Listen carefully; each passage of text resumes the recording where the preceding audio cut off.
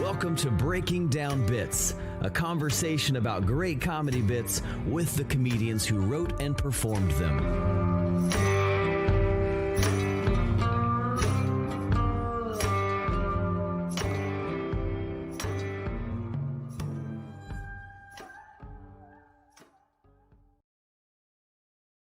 Welcome to Breaking Down Bits. I'm Brian Gendron. Hey, I'm Drew Jordan, and we are glad to be back. It's been just a minute since our last podcast, but things are still rolling over here, popping off some great shows at the Riot. And we actually have, we'll get to our guest here in just a minute. We had a chance to perform with this guy, and it had an awesome weekend of shows. So if you're in Houston or you're making your way through Houston and you enjoy comedy, swing by, catch a show at the Riot. Always a good time. We'd love to have you. Absolutely. So I guess we're going to call this season 5 that we're kicking off right now, which is cool. We made it. We're doing it. A couple things about the show. If you've listened before, or maybe you haven't, what we do most Thursdays, almost every Thursday, like clockwork. Did I say Thursday? Tuesday. We do every Tuesday, like clockwork. We do our online open mic, 9 p.m. Eastern. Usually we have comics from all over the country, sometimes all over the world. We work on jokes, we make each other laugh, and we all grow as comedians. So if that's something you might be interested in, please consider joining us. All you have to do is send us an email at breakingdownbits@gmail.com. Hit us up on social media at breakingdownbits, and we'll try to get you up. Yeah, we have a fun time every time, just working new bits, getting some great feedback from comics, super valuable stuff, and you get to work with comics all over the nation and sometimes all over the globe, depending on the week. So that's been super fun. Hop in there. Let's do it. Also, go back and listen to all of our past episodes if you haven't already. So many good episodes in there. You can find everything on breakingdownbits.com, especially our last episode that we did with Dustin Nickerson. Really fun episode, especially for comics who are at that level where they're really trying to break through. They've got a lot of material. I thought it was great. Maybe you're five years in or something like that. Comics of that tenure really appreciated this episode. What was your callback? Yeah, I think that one thing that was really fun about Dustin Nickerson was that it kind of felt like, I mean, he's doing very well for himself, but only because of his hard work. Like, it's not because he's been handed a bunch of Comedy Central specials and he's really grinded it out, which I think gives the comics and maybe some who are listening to this podcast some encouragement to go like, look, you can make your own way. And I think part of that, he really dives into something I'm super interested in is like YouTube strategy and social media strategy. And, he really encouraged, and encourages all comics to not be too married to material and to get out there and post clips. Don't be worried if people have seen your comedy, because your jokes should be, and hopefully are, always evolving. You're always getting better. You're always adding tags. So even if they know a couple of your jokes, it's not going to ruin your show. It's not going to sink your ship as a performer just because some people have seen your jokes. If you're in the stage of trying to grow fans, you shouldn't be afraid of posting content. You have to do it. You really don't have another option unless you have someone like Comedy Central or some big brand or something like blasting your stuff out there. That's the way to do it. Don't be worried about it. Just be consistent and share that content so people can see who you are. Yeah, that was his main message, was just consistency. He called himself like a farmer. So he's like, every Tuesday I put out a new podcast episode. Every Sunday I put out a new clip. And that's kind of like when we started this show, developing that relationship with your fans and with your audience, and developing that trust that content is going to come out. And then, of course, whenever he's in a city near them, they're going to come out and see his show. And then he talked about having merch and maximizing the dollars that he gets from each fan when he sees them. So, I mean, just so as if you couldn't tell from Drew's, you hit basically everything, Drew. So it's hard for me to find something else in there, but I added a little bit to what you said. So check that episode out. Check out all of our episodes, breakingdownbits.com. I think that brings us to where we can bring in our guest. Yeah, let's do it. Francisco Ramos is a Los Angeles comedian originally from Venezuela. He's a touring comic known for his appearances on Shameless, Angie Tribeca, and Netflix's Lady Dynamite. He was also a top 10 finalist on Last Comic Standing. Francisco has been featured as a voice actor in the movie Rio and on Victor and Valentino on Cartoon Network. He also directed and co-wrote Zoo Animals and has a stand-up special, both available now on HBO Max.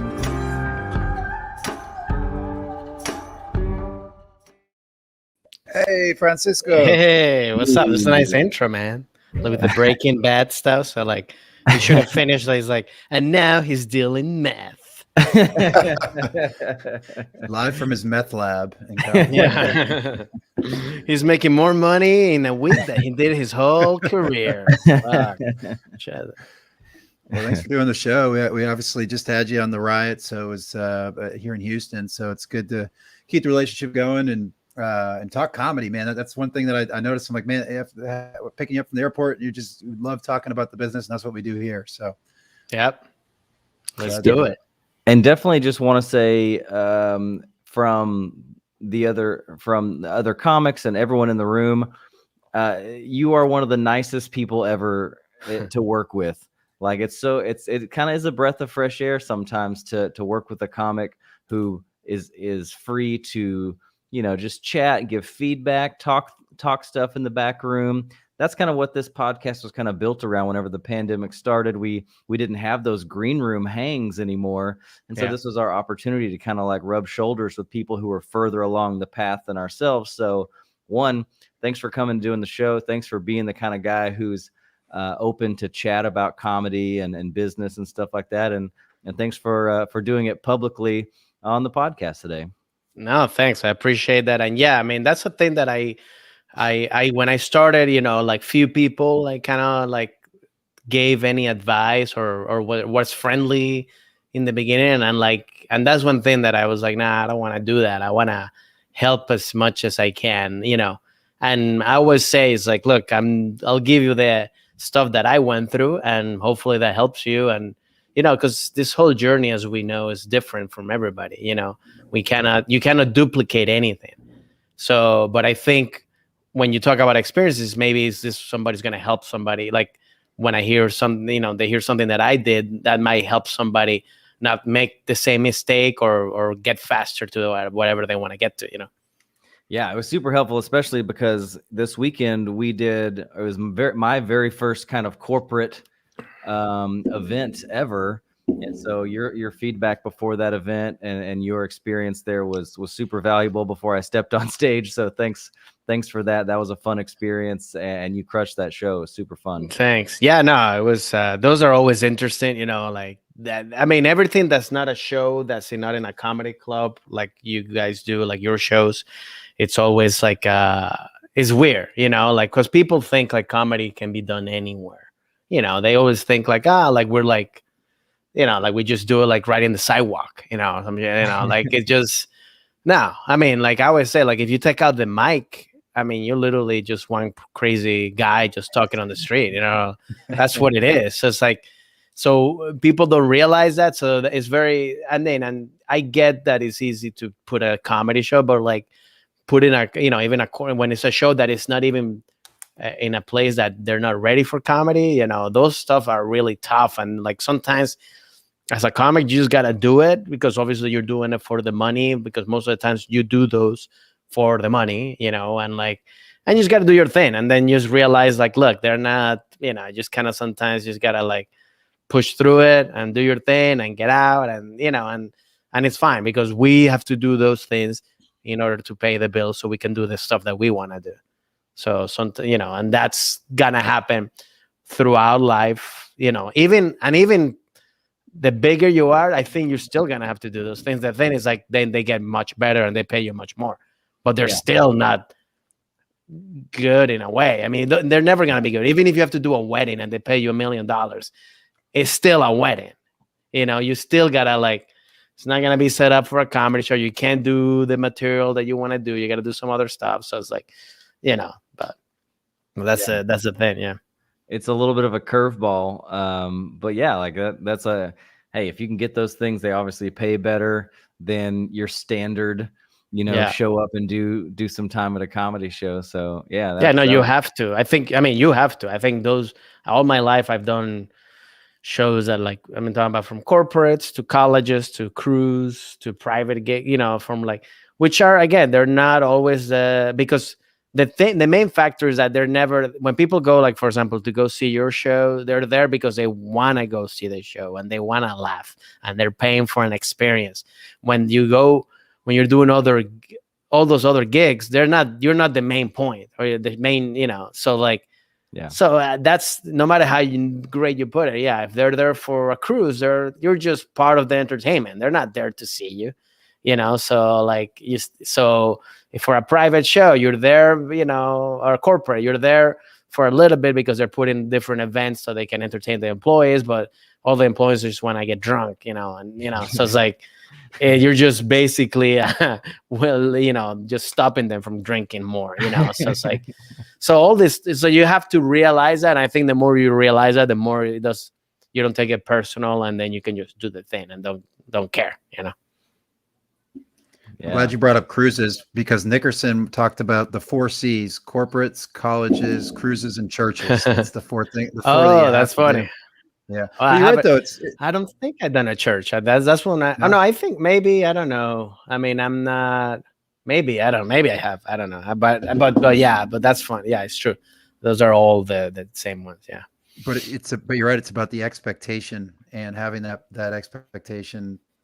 Having the expectation it's going to be a comedy show just makes for a better audience. And I think with our corporate, the way we did it, because got to do it on our turf, we got to do it on our terms, and I think that made it go really well. Makes it a much better show, because you already, just even the setup of the whole room, that makes it a better show, because they, just the lights off, the good mic, good sounds, good, everything that just gives a huge thing. Because sometimes when you're doing a corporate, you're doing in there, like you're playing at home, and then now you gotta play away, and they're like, you gotta do it in some, they don't have a good mic, or the sound's not that good, they don't have a stage or whatever, so it's all this stuff that makes it even harder than what it is. So I think it's and that what you said about the expectations, one thing, the first time I did a college, I realized, I got there and there was like 20 kids or something, and I felt like horrible,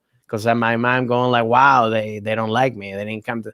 And then afterwards I'm like, oh yeah, it's college shows, no, but like it doesn't matter, like you're just an event for them to do, they're not paying for it, they're not paying, so it's it's nothing personal, you know what I mean? Like, you just gotta do your thing, and that's it. The people that are there, great, and you'll have fun, but like, doesn't matter if it's 20 or 200 people, it's the same thing in a way, Yeah. Well, in kind of creating that little intro video, and I dug into your bio a little more, and you've done a lot of really interesting stuff. Would you mind kind of like backing up and talking about how you started in comedy, and like the major breaks and opportunities that you got along the way that kind of brought you to where you are now? Yeah. Well, first of all, I major in finance and international business. So I was doing nothing with comedy. I graduated in the University of Maryland. I worked for 2 years. But once, even when before like my last semester, that's when I started thinking, I was like, ooh, I don't like this. This is weird. And so while I was working for those 2 years in DC, in Virginia, I was, that's when I had like my realization, like, I got to find what I like, and the passion, and everything always led to comedy. And that's what led me to then move to LA, which is where I started. I took improv classes in DC, but I never did any stand-up. And I actually moved to LA to keep doing improv, but then I started doing stand-up. So yeah, after that, about here, I still work at an investment firm for like 4 or 5 years. And while I was doing that, I worked at the Comedy Store as a door guy, which is a thing that it's a way to, to me, I would say that was my master's. I didn't take an MBA, but that was my master's in comedy, because that's how I learned to be a comedian in those 2 years that I was there, until I got past as a pay regular at the Comedy Store. And I was doing that, and then while I was working, the one big thing that happened, I got that part in a voice part in this animated movie called Rio, where and that one was just like, I mean, like I got it with literally, I was still working at the investment firm. My friend of mine that was a comic, he recommended me to the casting director, so I went to the to the audition while I was working. I was like, I gotta go to the doctor, so I went over there and I auditioned. I had no idea. I didn't have an agent, man. I had no idea what I was doing, and and then they called me back again, and then finally I got it, and that was cool because it was just a big, it was a big movie with big, celebrities, but also like it got me my first agents and my first, got SAG. I got into SAG and all this stuff, and my first big credit and something. So that was a very big thing for me because I was like, oh, cool. That I always liked, because when I came, I was like, I want to know if I'm good. Like I want to work I've always been very realistic, even more to the negative side of it, where I'm like, if I suck, I'm out, kind of thing. But this one, like a big thing to tell me, okay, man, I'm good at this, and then I got passed at the Comedy Store. That was another big thing because I was like, oh wow, okay, I got passed at the Comedy Store. Yeah. And then I did Last Comic Standing, which was also cool because it kind of like let me do stand up the first time on TV, which is a different thing than doing it live. It's just all this, so I learned all that stuff, and then I've gotten just stuff that I've gotten to just like. Then the acting parts started coming up, so like Shameless and Lady Dynamite, and and then Hentified on Netflix. So all these little things I've been, it's crazy because I always say people like you never know. You just gotta like it's like building a resume of stuff, and you never know what's gonna hit, and that's the reality. I mean, you just gotta keep. It all works for experiences, and you just gotta keep doing, and you never. But one thing that I learned and that I want to share is that never pick something that you are going to regret or that you don't want to do. Doesn't matter how big it is or how small it is, because now with like TikTok and, and everything, like one thing can make you like famous or can get you like, in there or known or whatever. So like make sure that it's something that you want to do it. Because it's like, if you're like, let's say you do a joke or whatever, some character that you're like, I don't, and then now that's the thing that people hire you or that people know you, and you're gonna, for the next year you have to repeat that same line, or that same thing. It's like, make sure that something that you're like happy, because you're gonna get tired no matter what, even if it's something that you're like, but like, so I always say like, and I learned that early on. I did something that I did a stand-up show that I knew wasn't, even at that, when I was at that point, I knew like it wasn't gonna come out good, but I still, I didn't have the balls to say no, I don't want to do it. So I still do it, and it came out. It just didn't look good. It wasn't a good representation of what I wanted to do, and that I learned. I'm like, okay, yeah, never do stuff. That it doesn't matter. Like it could be, because I've done little projects that I don't mind, and I've done also other little projects that are crappy, and in there, they're not good, but I think one thing I learned, especially with how the social media is, like, make sure you do anything that you do, even a tweet, it's got to be something that's like that. Hey, make sure that you want to follow up on that. You don't want to be like, oh, why did I do that? And for the rest of your life, you're like Larry the Cable Guy or something. Really? Yeah. I mean, like this, or did I do, Steve Urkel, whatever, Blue's Clues, Dustin Diamond. Yeah. The tragedy. Yeah. Of Dustin Screech, yeah, man. I mean, and that's the thing. I think it's like, you have to like, and that doesn't, because you never know what you're going to do. So make sure that when you're, I'm going to be this guy. Okay, cool. I understand. That doesn't mean that you're going to be able, like, you can do other stuff, but I think you have to understand it too. Like don't get mad when you don't get booked or people don't see you that way. Like, for example, Dustin Diamond is a good example. Like he, I think he went the other way where he started being like, Stan, like, hey, I do porn, because like, to kind of be like, I'm not a nerd. I'm like, dude, nobody's gonna ever see you as the hot, lead guy. That's just not gonna happen.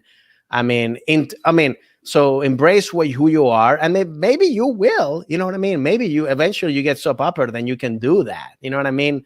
But like, I think you have to embrace, like what you got, and then be like, oh, okay, I'm gonna be this part for now. That doesn't mean that's not gonna define me, but I have to still, that's why I say, like, if you don't want to do it, then don't do it. Say no. It's kind of contradictory advice, and it's okay that it is. To like Liz Mealy, who was just here in Houston as well, she said, "Say yes to everything because you never know where it's going to lead." So you got, I don't know, but that's the thing. You do have to say yes, but like be okay with what happens after you say yes. That's my thing. Yeah, right. I think I guess explain it better is like, no, that means, especially when you're starting, and even like, you cannot be like, oh, I'm just gonna do this and that's it. No, that's not what I'm trying to say. You do have to say yes, but again, but if it's something that you don't like and you're just doing it because you feel peer pressure or whatever, then don't do it. That's my point.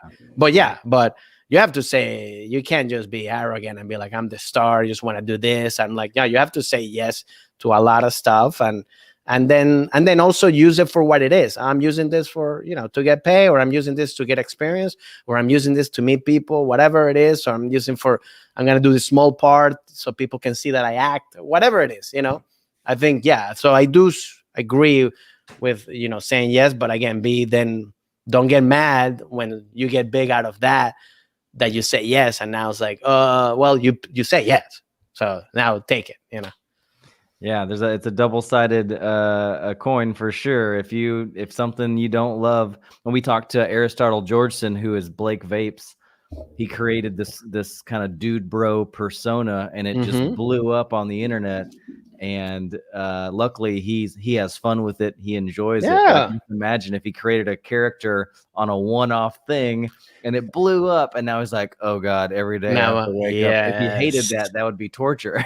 That's what I mean. And that's exactly what I mean. It's like, say yes to stuff, but like, but make sure that you're happy with with if something blows up, then because you don't want to be like doing something that you hate, because that's why when I started doing TikTok, I in the beginning I was like, I don't want to do these dances. I'm like, first of all, that's all for like kids. So I feel like the weird guy in a middle school dance going like, hey, what's up, kids? Like, who the hell are you old man? Get the fuck out of here. But like, so like for me, I kind of didn't know what to do. And I was like, but I don't want to do that because I just don't want to, I don't like that. And then I'm like, oh, I'm just going to start posting clips of my stand-up. And then that really kind of got me followers and people.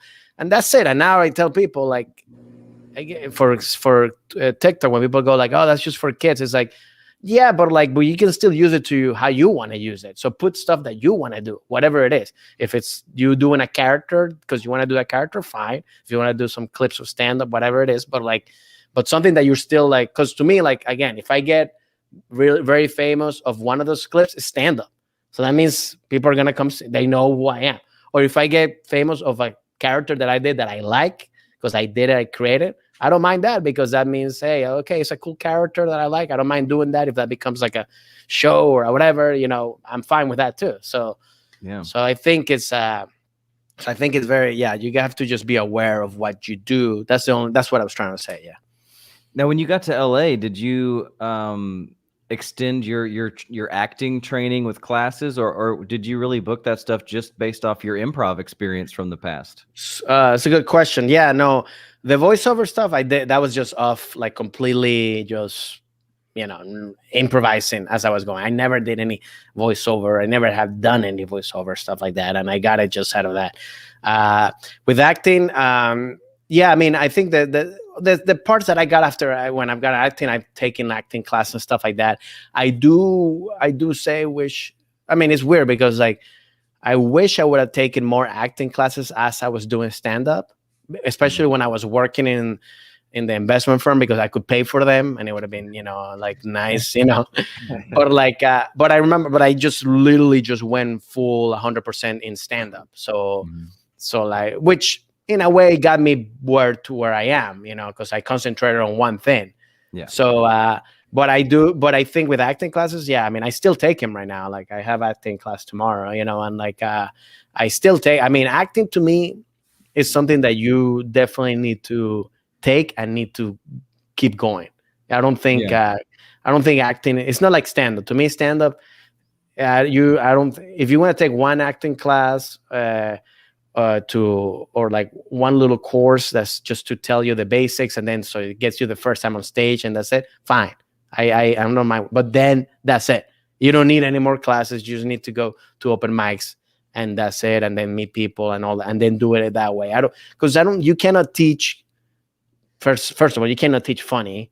So, and you cannot teach also the stuff of being a stand-up, which is being in the moment and dealing with like an audience. That's something that you cannot do. Acting is different, because acting, you don't need an audience. You could literally act by yourself, and if nobody's watching you or the camera's watching, it's more about you. But there's techniques and stuff that you need to learn and practice in order to get you to that, to that thing, to whatever you want to do. So I think with acting class, if people want to act, I think that's a must. You have to take. Same thing with voiceover stuff. Like I've been learning now, like I think I took like one voiceover class and stuff like that. And that's another technique that you have to do, like whatever you want to do. If you want to do commercials, if you want to do voice, especially if you're good at voices, you got to know how to use them. That's another thing that you should definitely take a class, or because you have to learn the basics of of just to be professional. Because if you go to an acting audition, or you go to a class, or to or send something, you have to sound professional. If you don't, people are going to be like, he's green, bye. Which it happened to me. I auditioned for what's his name? James James, the guy from Cameron Crowe. It was for that movie Zoo something. I forget. We bought a zoo. Yeah. And I auditioned. Remember, that was still very early. I think I was still working at that investment firm. I think I haven't taken any acting class or anything like that. And it was a small part, but I auditioned, and I think that the cast or whatever, the casting director, who they told me like, yeah, he was too green, which. And then I was green. I didn't know what the hell I was doing. I mean, so it's like you cannot hire somebody that like that. Yeah. Well, don't feel bad. I don't think Drew or I saw that movie. So yeah, no. I mean, it was and it was it was literally like a small, like a reporter or something. But again, my thing is like, for acting, you need to know all that stuff in order to get it. Because it's a different skill that you need to know how to do, and also for people to trust you that are hiring you, to know that you're going to be able to do it when you're on set. I think that must come in handy on stand-up too, because you have an extra level of awareness, or a heightened level of awareness and stage presence, I would think. Well, you know what? For me, it actually took me different. Like, it took me a while for me to change from stand-up to acting, because with stand-up, I was, it's literally like this. Stand-up is you're doing the whole movie. You have to do the acting, you have to do the writing, you have to produce, and you have to do the lights, sound, everything. So you have to do a lot. So you're moving, and especially me, I'm very even before when I started, I was more physical and more energetic and more like that. But with acting, you're just doing one part of the whole thing, so you don't have to do too much. So when I first started, I was just doing too much, and people were like, "Whoa!"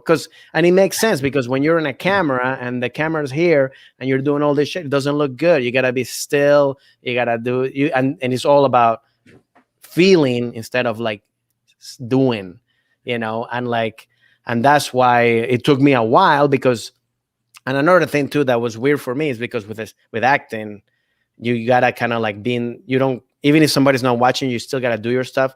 With stand-up, we're the opposite. If somebody's not watching it or not, we're gonna, especially me, I'm gonna go like, hey, what's up? Like I'm gonna point it out. So that's also very hard, because it's kind of like contradictory to what, as a stand-up, people like, oh, I cannot say anything. But with acting, So it was in the beginning, it was very annoying to like have somebody not look at me or not knowing that I'm not doing stuff, and I cannot get out of the part to say, hey, what's up, come on, because that's with stand-up, you can do that, and you can get laughs and you can get back into the set. With acting, you cannot do that. So yeah.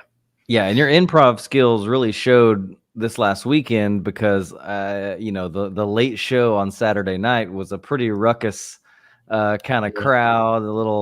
There was a few people in the audience who were just maybe a little tipsy and would love to just shout out random things. And that's the fun thing about stand-up. You handled that so well. You're so playful. You rolled with those punches, and I think that, one, probably just comes from your stand-up experience, but probably your improv skills really support that as well, because you're prepared and you kind of expect the unexpected from the audience in a sense, so you're always ready. Yeah, and I think the more you do stand-up, the more you realize it's kind of like, you gotta have, obviously you have your set, but you can stick to that set or to the script, let's say. Like, you gotta, like, if something happens, you gotta go with it and roll with it. And if it's funny, keep going, roll with it, because that's probably gonna get more laughs than your bits at that moment. So yeah. And I think I always like to make the audience, depending on what I'm doing, but like interact a little bit in a way, so I don't mind.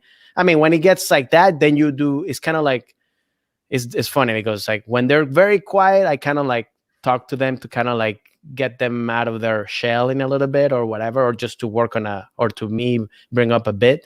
But when it's what it was Saturday, which is where like they were in the offensive, where they were throwing stuff out, that's where you gotta kind of like react to stuff, and then that's where you react to, like, whatever they do. And that's where you really have to be in the moment or whatever. Don't think about your bits, or kind of like just literally react to what's happening, and then the more you do it, the more you can tie out stuff to your bits or to your material. You're like, oh, you can little call it back or whatever. And so it's definitely, that's all experience. That's really it really what it is. But I just say, like, don't stick, especially when you're starting. You go like, oh, I gotta do my material, and like, no, you gotta, like, if something does happen, address it, especially with stand-up, like, so that's where I think the improv of it just really works. You said something that was really interesting to me.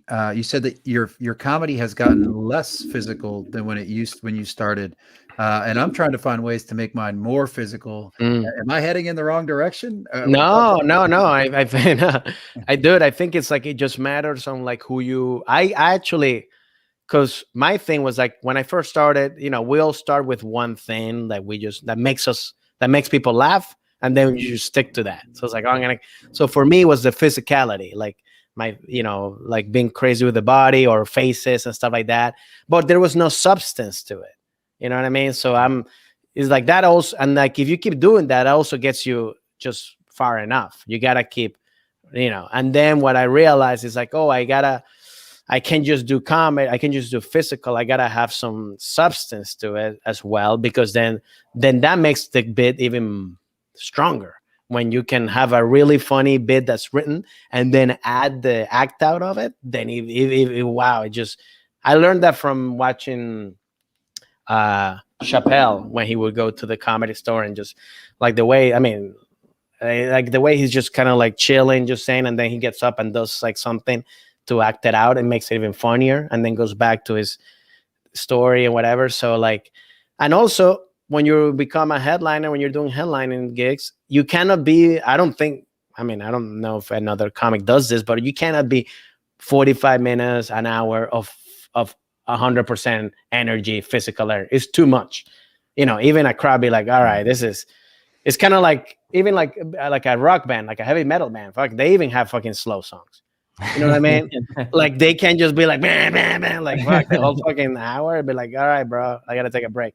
So like, so I think, but for you, Brian, I think it's like the opposite. It's like, if you feel that you can add more, or you feel comfortable being physical, slowly, because it's all tools for us to make, like for me, like I always knew that I was funny with who I am and how I look, or whatever it is, or how I talk. So my thing, I learned, oh, I need to work on my writing more. I was like, let me focus more on my writing, keep writing better, because that's what I know I can get laughs of just being physical.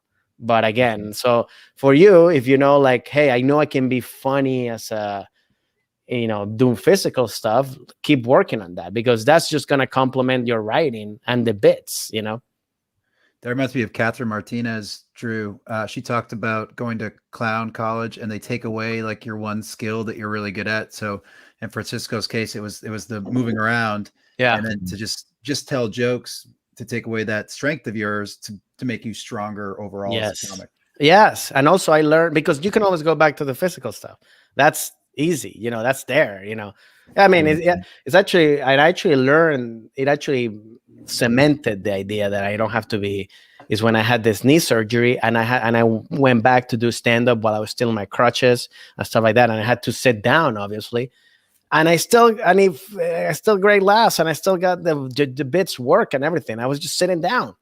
And to me, that really cemented the idea of like, oh yeah, I really don't need to be physical. Like if I don't have to, and again, it makes it, it's also cool when you're like still or whatever, and then something comes out physical, makes a funny thing, and then you can go back to the thing. Because I feel like with stand-up, it's kind of like, again, you're directing the whole thing. So if you're directing, you gotta be like even keel, and then you can go into the tangents of like crazy, sad, whatever, blah, blah, blah, but then you always go back to the middle, and because if you're just doing crazy all the time, it's too much. If you're doing sad all the time, it's too much. If you're doing too still all the time, it's too much. And with stand-up, to me, you gotta have the whole package. I mean, if you to be a true successful stand-up, I feel that like, because I mean, I think some people are just, you see them, they're like, oh man, this person feels more like a writer than a stand, because you still gotta perform,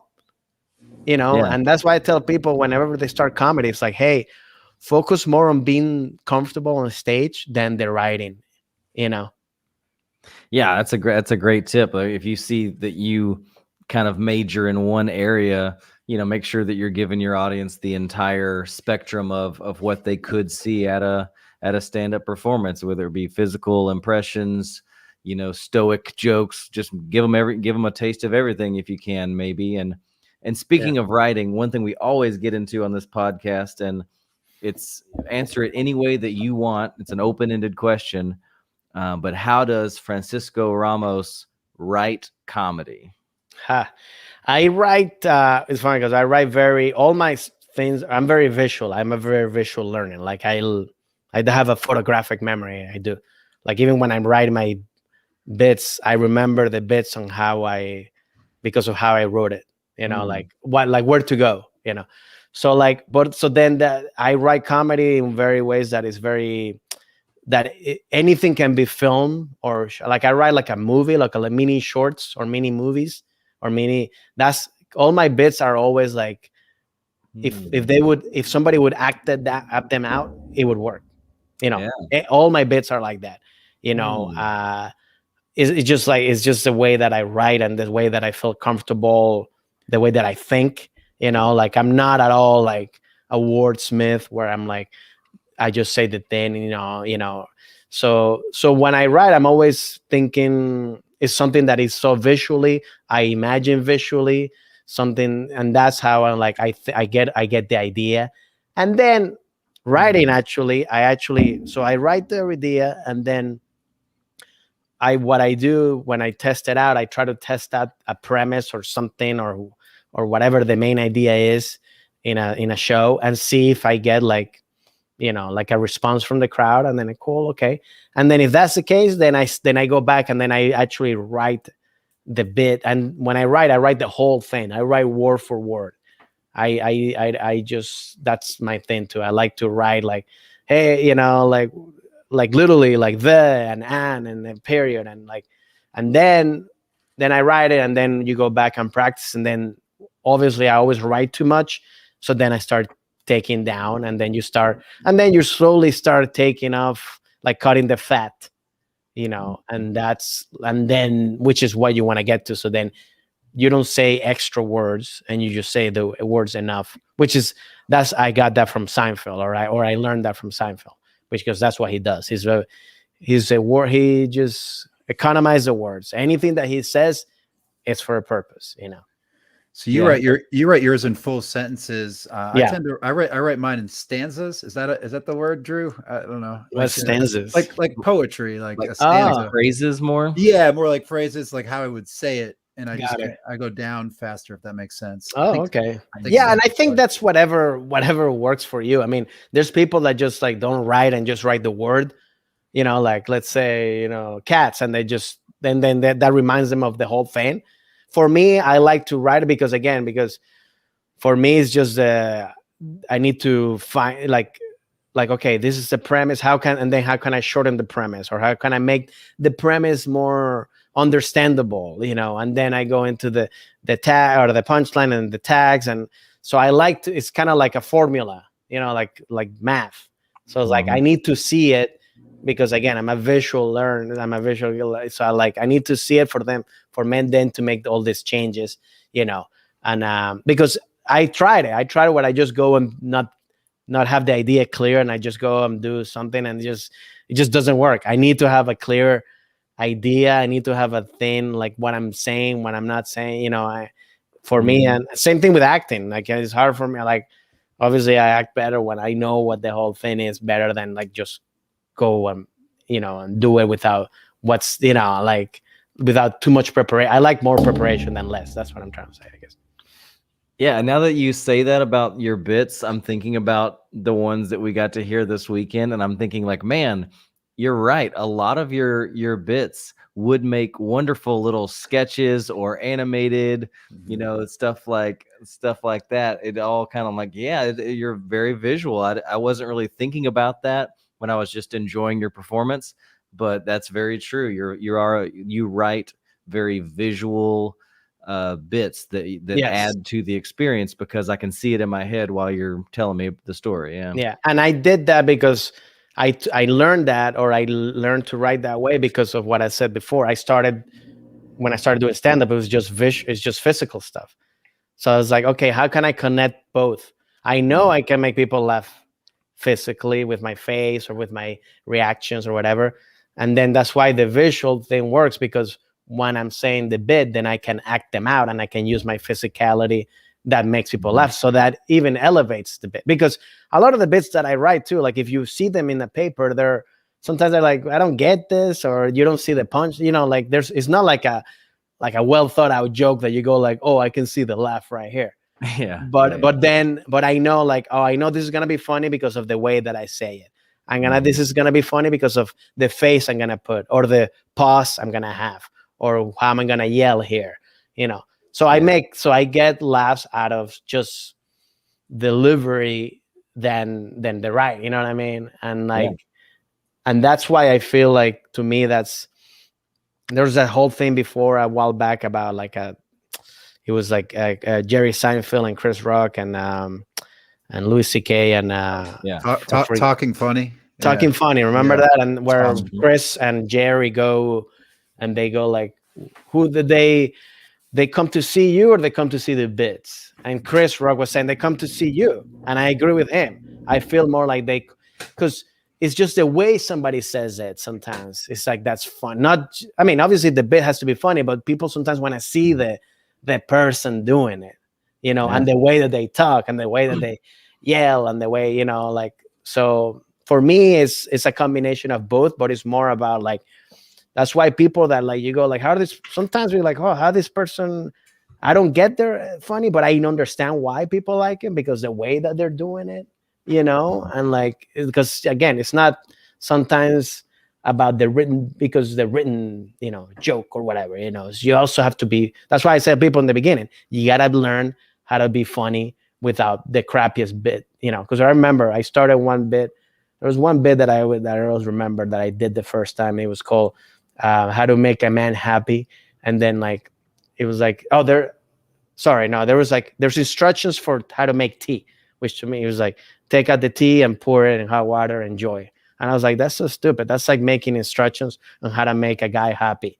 Like, take his pants off, suck his dick. That was a bit. But it was, I remember while people are laughing at, I remember at that point going like, this is so stupid. Like it's not funny. But then I was like, if people are laughing at this, then I'm onto something. Because if people are laughing at such a stupid bit, then that means it's me. It's not the bit. You know what I mean? And I think that's what you have to. That's why I tell people, like, when you do stand up, don't care so much about the precious bit, because you could write the funniest thing, but if you don't know how to say it, people are not gonna laugh. People are not gonna laugh. And so you gotta learn how to, and that's why I say you gotta be the person that's the funniest person when you're with your friends, like when you're chilly or whatever, and you're making people laugh. That's the person that has to be on stage. Yeah. So when it comes to preparing for a set, do you write out a set list for everything? What's your strategy on preparing for a set, and how strictly do you try to stick to that plan or that set list? And talk about your preparation, maybe weeks out from event, and also just the moments before you step on stage as well. Yeah, that's good questions. Yeah, no, I always write a set of what I'm gonna do. Always, I could even I could, or maybe I have it in my phone. I'm like 15-minute set, or clean set, or dirty set, or whatever, like categories, so I can remember, and then the order, or like new bits that I'm working on. So I'm always have an idea, definitely, and a beginning, especially when I'm doing any kind of set. I think I'm like, oh, I'm doing 5 minutes. Okay, I'm doing 5 minutes. I'm going to do that one, and end with this one. Or if I'm doing a 15-minute set, I'm going to do that one. And especially when I'm headlining, I'm like, yeah, I'm starting this way, and then I'm going this way, and then I'm always trying to end the same way, because to me, it has to be, I always like to feel it like it's like a story, like a movie, you start one way, and then you go this, and you go that, and then you end, so it's kind of like that.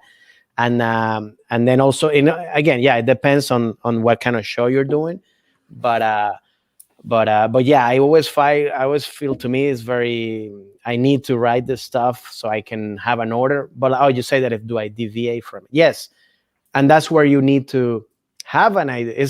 Again, I'm a very sports guy, so I was like, you have the game plan, but then when you're playing, something is gonna change.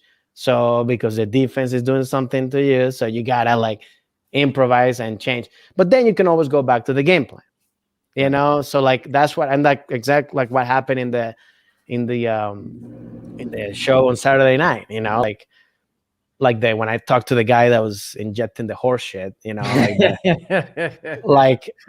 me, that was like, okay, I'm gonna talk, and then I was like, but then I go back to the stuff, and then I can come back and tag it in someplace else. So it's like I always feel like, for me, I do need to have an idea, like a plan, an outline, but it doesn't. But again, don't stick to it, because sometimes shit, stuff's gonna happen, and sometimes it's not even a heckler or somebody talking to you, somebody that just they're not getting to you, they're not with you. So that's where you need to definitely do the crowd work or something, or find some things for them to connect with them, and then you go back to your bits.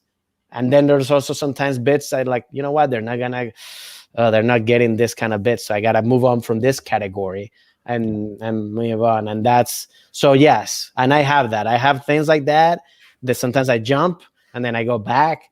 So, but it's all experience, because now it's easier for me to do it, obviously, because I don't need to prepare so much for it, in terms of rehearsing or whatever. I'm like, I go I'm doing this, blah, blah, blah. I'm gonna work this new bit here, if I remember, and that's it, and I go. But yeah, I feel like for me, that's the way that I work. It just works for me that way. Everybody's different, again. Yeah. And what about moments just before you go on stage? I was there, so I saw that you did have a notebook. I don't know if you're doing your taxes or what was happening back there, but you did have a notebook. What do you do in the moments before you step out? Yeah, no, that notebook was because I wrote my outline of what I wanted to do. So then I was like, I'm gonna start with this, and go to this, and then I'm writing. Okay, what's like I thought of that thing of the the bicycle exercise thing because I saw it that day. I'm like, all right, I'm gonna try to say that in the beginning, the pedal party. Yeah, it's called that the pedal party. Let's just say that's even better. But yeah, but so I'm gonna use that in the beginning to kind of like something that's because especially when you're headlining or any you kind of want to do something that's close, where you're at. Brian had mentioned about the people talk all the time about eating barbecue, which is why I kind of like then I'm gonna do this other stuff because people keep hearing about that shit, but it's good for something to connect with them. So then and then I'm like, okay, I'm gonna do that, and then I'm gonna. So yeah, the whole thing was my game plan, my outline of what I wanted to do, the time, because I know like, okay, this is enough time for me to the time that I need to do. And then, so I know where I'm going. I know how, sometimes even by time, I know. I have this thing where I look at at my phone sometimes as a bit, but just to know where I am. Because I know like, oh, if I'm here, oh, okay, that means I got so much more material to do, or like, oh man, I gotta slow down because I still don't have, whatever. So which is cool for me, it works. I mean, I guess for other comics, I don't know if they like it. I like what you guys have, the clock right there. Oh, at because the back to of the me, room, yeah. Yeah, I love it because to me, I know where I am on my set. If I look at the clock and I go like, oh, I'm here and still got all these materials I haven't talked about. I'm cruising, So I like that. Other comics might not, but to me, that's the way for me to.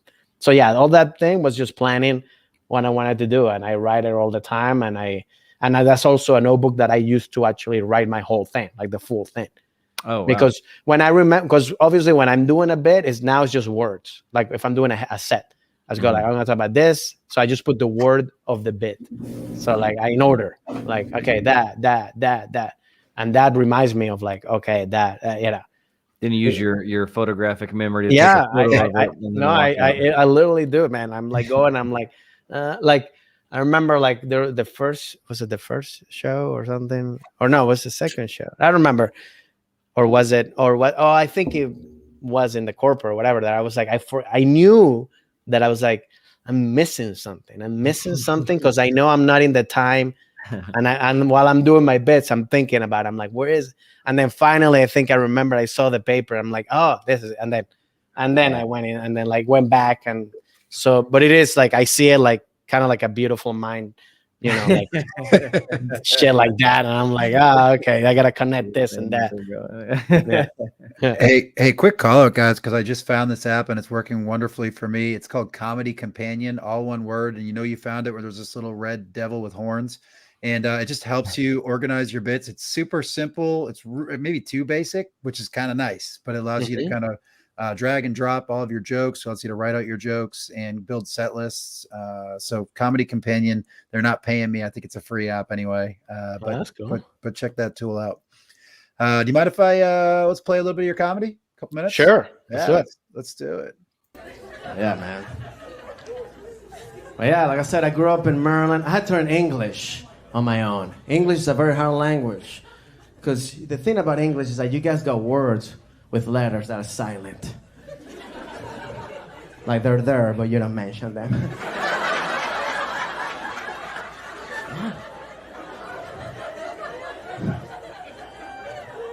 Like the word salmon. Why is there an L in there? I just have to pretend that it's not there? No, but I see the L. Oh, he's silent. Then get it out of there.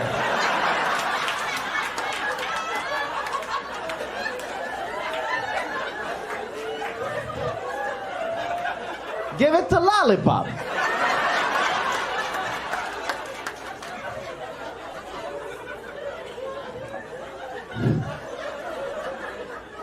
I think to me that's how they should test people in immigration to see if they're American or not. Like at the border, like, sir, please pronounce this word. Salmon. We're gonna have to deport you, sir. There's an L in there. You have to pretend it's not there. That's the American way, Sam.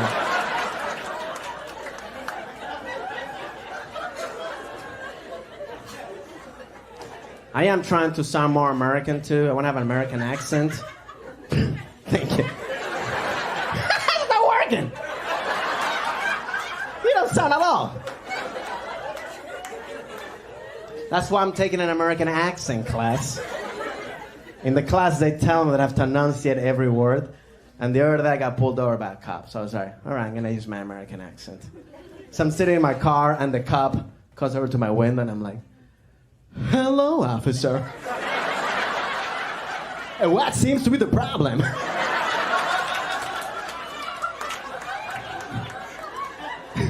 The cop was like, your voice. Why are you talking like that? I'm talking like any American citizen. It's like, do you have anything in the trunk? Not immigrants.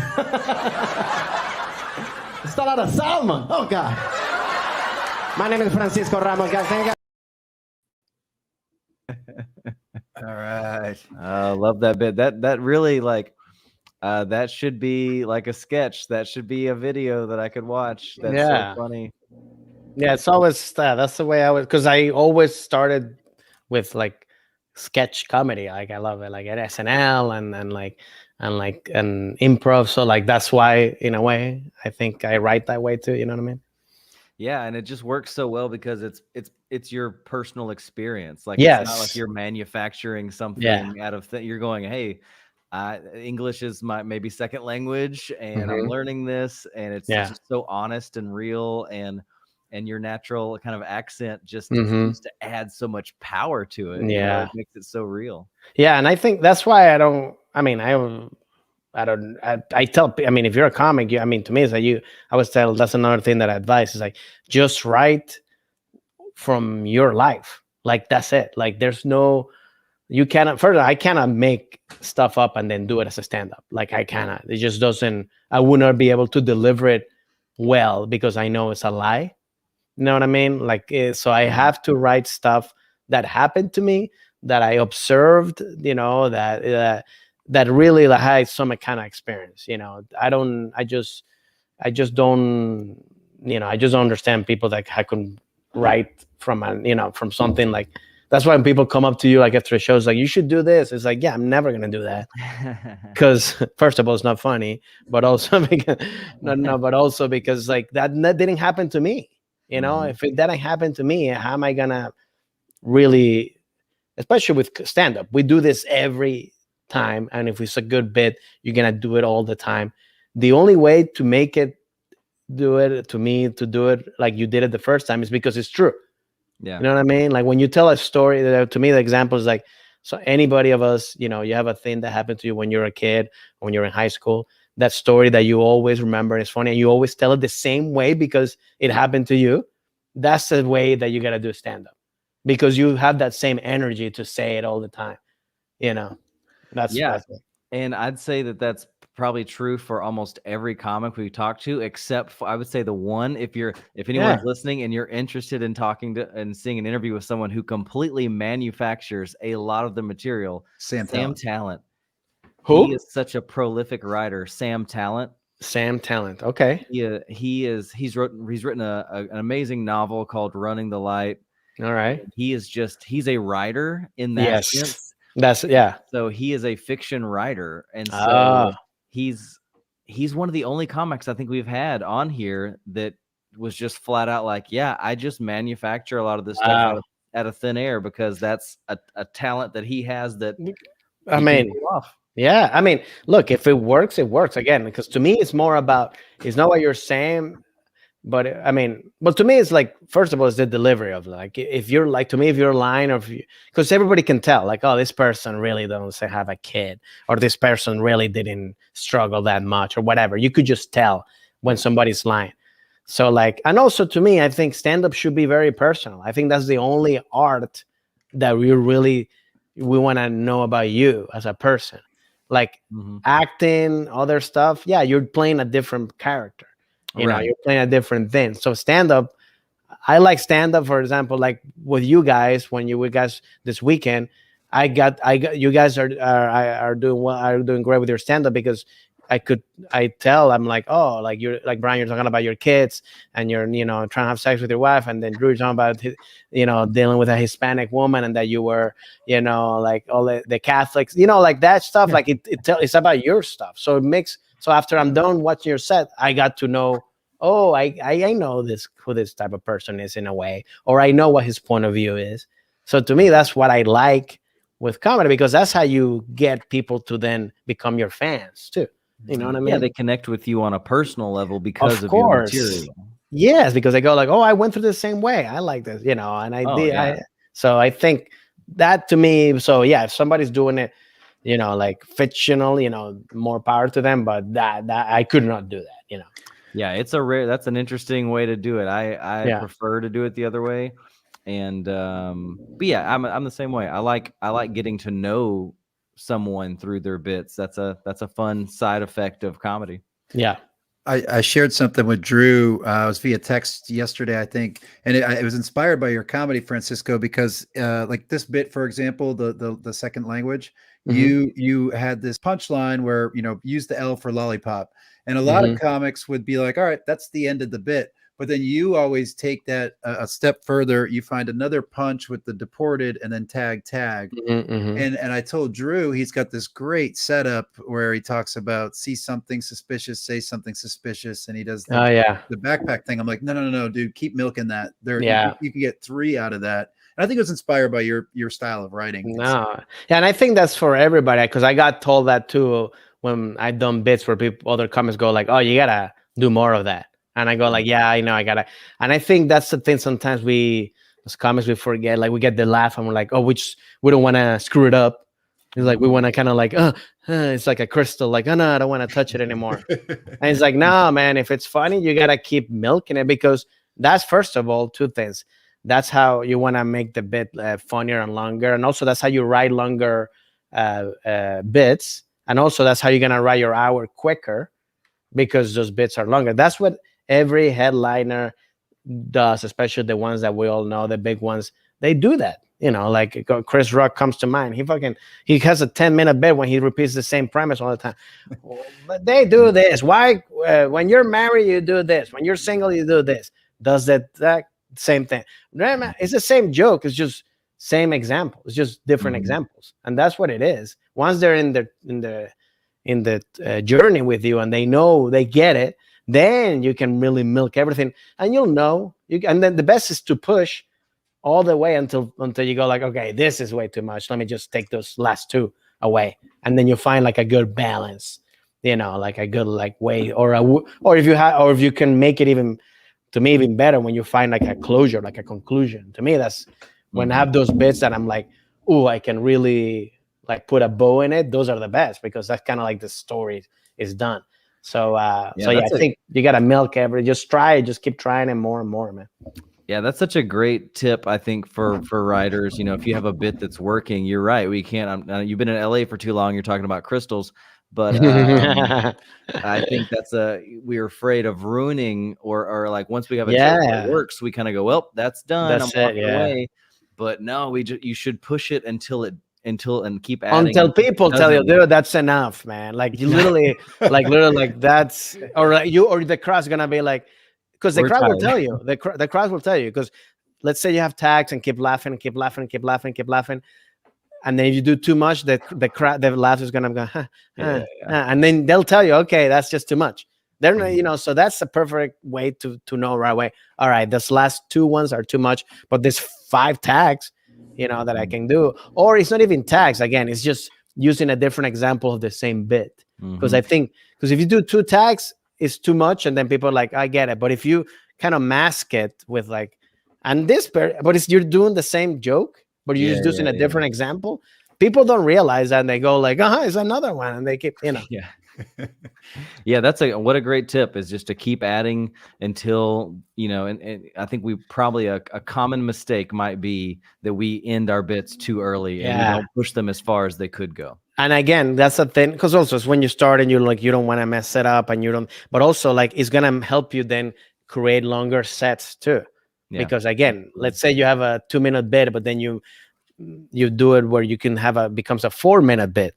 Then now when you have to do 10 minutes, you already have a 4-minute bit that really works. That's one bit, so like you don't need that many bits, One trick that we've done with our programming, with our shows, is we've added, and I told you this, Francisco, we've added themed shows. So we have a relationship-based show, we have a storyteller-based show, we have a You Look Like roast show, and it just gives you all these different opportunities to stretch out some of those bits and find more funny based on the theme that you have to work with. Yeah, I think those are great ideas. I mean, those are great ideas because yes, as a comic, it helps you stick to one thing so you can focus on that, and also like that's the way I write too, or how I order my set list is in categories. So like I that's the way for me to easily remember several bits of the same thing, of the same category, because I put them in an order. So like, let's say when I'm talking about relationships, I have all these bits that are just in the relationship, under the relationship banner. So like it's easier for me to remember them too as well. And then it's easier. And then that also helps you to, when you have to do a show that, let's say a corporate or whatever, that's specifically for one thing, like health, then you have all your health bits. Or it's a Valentine's Day, you have all relationship bits, whatever it is. So then you go like, oh, I'm just gonna do more of this chunk than the other stuff because this is what they're, so that also helps. Like, so those shows like that are really helpful to develop that too. You know what I mean? Yeah, and recently added the clean show, which has been another great. And that's a great tool to have. I mean, it's not a thing that we never. For example, like I got offered stuff to do like clean, like specials or like clean and stuff like that, and I don't do it because I'm not a dirty comic, but I also like to curse. I also like to talk about anything, and I don't want people. And again, going back to the beginning of like, make sure you put something, make sure you're happy with it, because again, let's say you put a special that you do clean comedy, whatever, you get famous of that. And then people come to see you at the club, and then you go like, "What's up, motherfuckers?" And I'm like, "Oh, Adam," and then you're like, and then, so that's another thing too. Like you gotta people. So, but I think clean comedy is great because you need to be able to do it because it forces you to write better. Because one thing, want to quickly advise there, never have the punchline to be a curse word or dirty. If you have that, then it's not. Then you gotta do better, because again, if you get to do that show, you need to do that show for a clean show or for a taping or a late night set, and they want you to do that bit, but you cannot have, then it just doesn't work. So always find something. If you have, to me, I always curse and I always do all this stuff, but I can always take them out and the bit works the same. Like the banana one that I'm doing right now, where I go like, you gotta eat 5 today, motherfucker. It works the same way because I tried it, where I go like, you gotta eat 5 today. And it works the same way. The motherfucker, I do it because it's, like in the club, it gives a little more edgy, pump, whatever, but I don't need it. You know what I mean? The joke is sound without it. Yeah. So I think, but again, clean comedy is great because you're gonna get, doesn't matter what type of category of comedian you are, you will get corporates, you will get private events, you will have to do shows where you have to be clean. So you better be able to know how to do it, because if not, you're gonna lose a lot of opportunities too. You don't have to, but to me, it's also like you gotta, the more opportunities you can have as a comic, especially to make money when you need to make money, it's like you don't want to lose them either. Yeah. So don't look for Francisco Ramos on Dry Bar anytime soon. Yes. I didn't want to say it, but that was you said it for me. But yeah, but that's the thing. Like that one, like I admire the comments, but yeah, like for me, I'm like, no, because I don't want people to know. Like again, come see me in headlining, and they're like, wait, you're talking about sex and you're talking about That's true. It's a bait. It's a total bait and switch for your audience, and they could be shocked and have a bad experience because they had different expectations. And especially, I think once you get famous of a special or a set or whatever, and they come to see you the first time. To me, that's the most important one. Yeah, because that's what's gonna define if they're gonna be lifelong fans or not. You know what I mean? It's kind of like the first time we go see, music, obviously. The first time you go see a band live, Yep. You know, you go like, if they better sound the same or fucking better. If they Yeah. don't, this sucks. You know, like you're not You're gonna like, see them again. yeah, I'll listen to the records. I'm not going to go see them live Yeah, anymore. you're not whatever. even. Yeah, so it's like same thing with stand up. It's like, so if you put a, like you said, a bait and switch, if you put them, and then people are coming with that expectation, and then Mhm. they go like, oh, wait a second, nah, then it's just, you're gonna lose some fans, and it's gonna be, and again, I don't. And then there's the whole thing about like doing stuff that you don't want to do, because then you're gonna be hired as a clean comic, Yeah. or as a Christian comic, or as a whatever comic, and then like, and then that's all you have to do, and that's not what you want to do. Yeah. You know, You gotta, I guess you have to create the material that's going to get you the experience and the opportunities that you want to get. You know, you have to yes, create what you want to get offered. especially when you put out stuff that you put out. I think in the social media aspect of it, because like people see my stuff, and then they can ask me, hey, by the way, can you do a clean set? Oh yeah, I can. But they already know that that's not my thing. Yeah. You know, by the stuff that I have out on my TikTok or whatever, you know, they know that the kind of material that I do. So that, to me, that's where I like to be, where I go like, oh yeah, I can do clean, but that's not who I am. I'm not a For clean if the comic. money's right, right?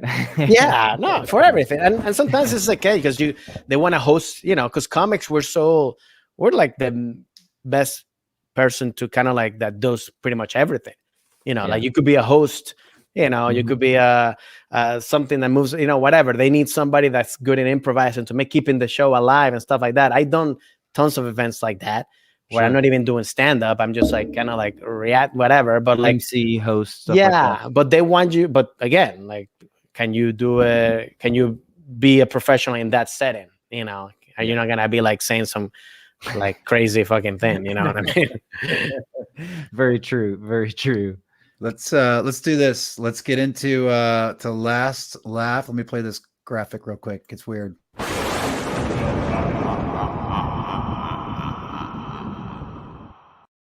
It's weird. I know.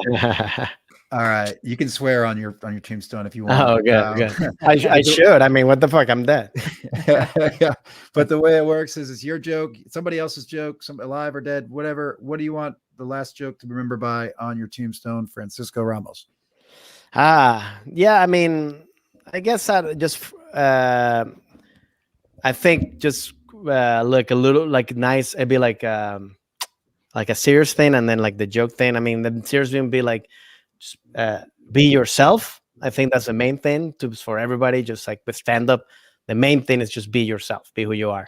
But also, and then I think the first joke that I did that kind of like became like, I guess, my first single, if you want to put it like in comedy or in music, is the beaches joke. Is like the first where I say there's a lot of bitches in Venezuela because I can't pronounce beach. I can't still do it, but like, so I like Venezuela has a lot of bitches, you know.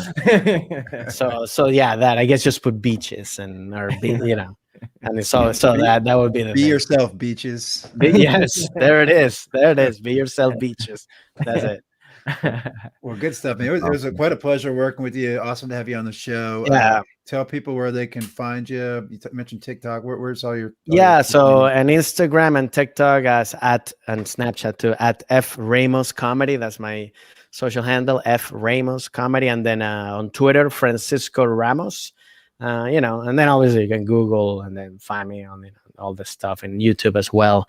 And I just wanted to say too, great job to you guys. You're doing a great job. I just did another podcast before, and I was telling a comic about what you guys are doing over there in Houston. So keep doing what you're doing, because you're doing you're doing great, you know, in terms of like setting up the shows and everything, and you know, promoting the shows. And so keep doing what you're doing, because I think you're building something good over there. And we'd love to come back when you guys have the new arena. That sounds great, man. Well, thanks for coming over. You were a true professional to work with, and we appreciate the kind words. What was the name of that podcast? Now I got to listen to it.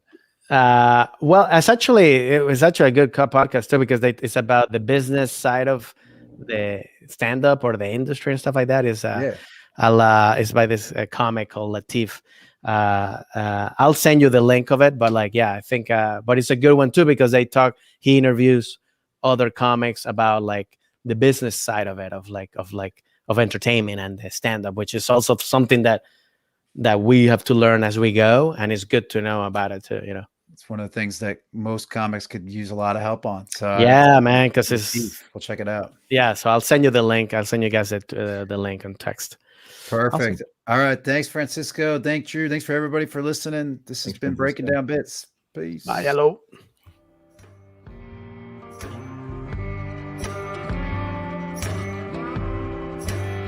Thanks for listening to Breaking Down Bits. You can keep in touch or get more when you follow @Breaking Down Bits on social media, visit the website breakingdownbits.com, or shoot us an email at breakingdownbits@gmail.com.